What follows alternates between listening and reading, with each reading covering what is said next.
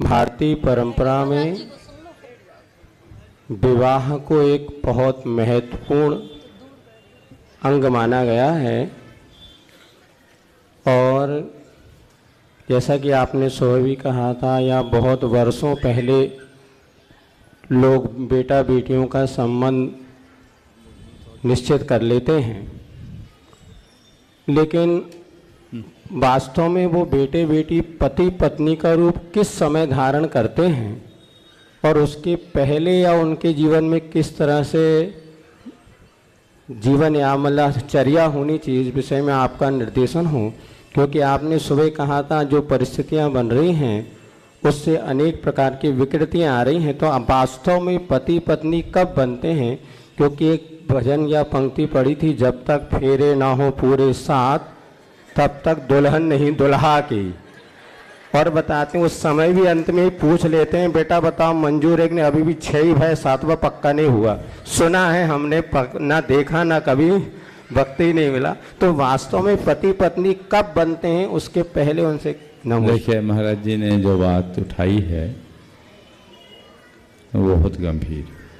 हमारी संस्कृति के अनुसार पाणी ग्रहण संस्कार से पूर्व दंपति नहीं कहलाते, वो मंगेतर हो सकते हैं।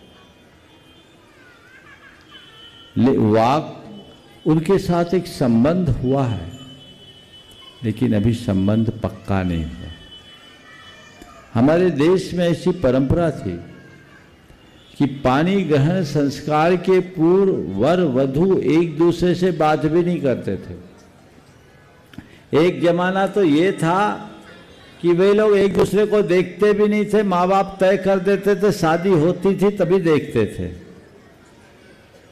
और उनकी बहुत अच्छी निभती भी थी। अब आजकल सारा सिस्टम बदल गया, पाश्चात्य सभ्यता का अंधानुकरण।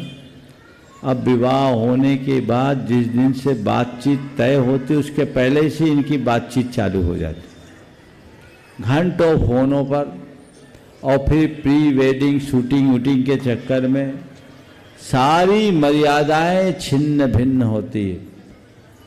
और कई प्रकरण तो ऐसे आए कि सगाइयाँ हो गई, 2-4 महीने आपस में बातचीत हुई, लड़ाइयाँ हुई, शादी के पहले ही सगाई टूट गई।